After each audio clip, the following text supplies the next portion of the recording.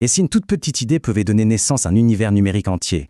Aujourd'hui, on plonge dans l'histoire de VibeMind. Et attention, ce n'est pas vraiment l'histoire d'un business plan bien ficelé, non. C'est plutôt le récit d'une curiosité qui est devenue un véritable écosystème créatif. On va voir comment une vision, au départ très personnelle, peut se transformer en quelque chose de bien réel. Voilà, tout part de là. Avec ces quelques mots, le créateur, Lucas, il ne cherche pas à vendre un produit. En fait, il nous ouvre les portes de son esprit. C'est direct, c'est personnel, et honnêtement, ça change tout. On n'est pas là pour une démo technique. On est là pour suivre le fil d'une pensée en pleine ébullition. Ça, c'est vraiment le cœur du concept. VibeMind, c'est une métaphore super puissante pour décrire la créativité. L'idée, ce n'est pas un éclair de génie qui tombe du ciel, pas du tout. C'est plutôt une sorte d'extraction continue, un vrai travail de fond. Et le détail qui tue, c'est cette notion d'activité permanente. En gros, la créativité, ça ne s'arrête jamais. Ok, mais alors, comment on passe d'une simple image mentale à un projet bien concret? Eh bien le voyage, il ne commence pas avec des lignes de code, non. Il commence avec une question toute simple, mais fondamentale. Et voilà, la question qui a tout déclenché. Pas quel produit je pourrais créer, mais simplement comment ça marche au fond. C'est cette curiosité un peu brute qui donne envie de soulever le capot, de démonter les trucs pour vraiment comprendre comment ça fonctionne. C'est vraiment de là que tout est parti. Ce qui est super intéressant, c'est ce basculement. On passe de l'utilisateur un peu passif, celui qui subit les outils qu'on lui donne, à un véritable acteur. Il y a une frustration qui s'installe, vous savez, le fameux « pourquoi cette appli est si lente » ou « pourquoi cette fonction n'existe pas ?» Et cette frustration, eh bien, elle devient un moteur, une envie de construire quelque chose. Pas juste pour le plaisir, mais pour faire mieux. Et ce processus, en fait, il se déroule en 3 étapes. D'abord, il y a l'observation. Regarder le monde avec un œil critique. Ensuite, l'imagination. Commencer à rêver à ce qui pourrait être mieux, plus simple, plus malin. Et seulement à la fin, il y a l'action. La technique, le code, tout ça, ce ne sont que les outils qui permettent de donner vie à la vision. Mais la vraie création, elle, a commencé bien avant. Alors, cette envie d'agir, elle a donné naissance à quelque chose de très concret, un ensemble d'applications toutes connectées entre elles, un véritable écosystème qu'il a appelé M-Service. Allez, voyons un peu comment tout ça s'articule.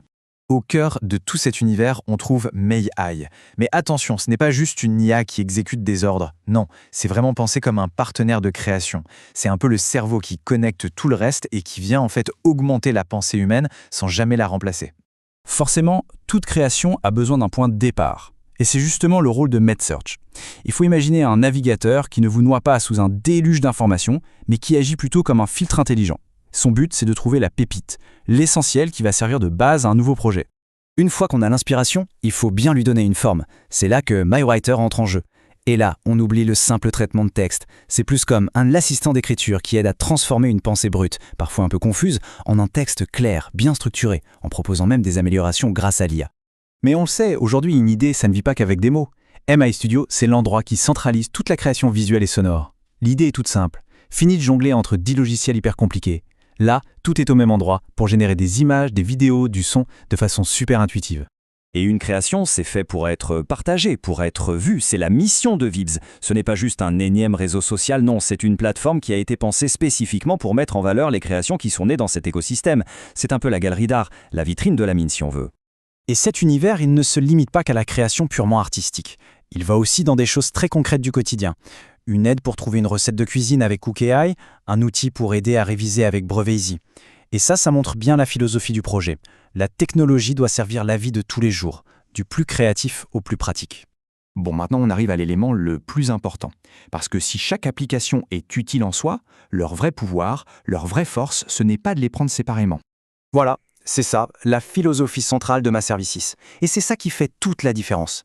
C'est un peu comme un orchestre. Chaque musicien est doué, mais la vraie magie, elle opère quand ils jouent tous ensemble. Et bien là, c'est pareil.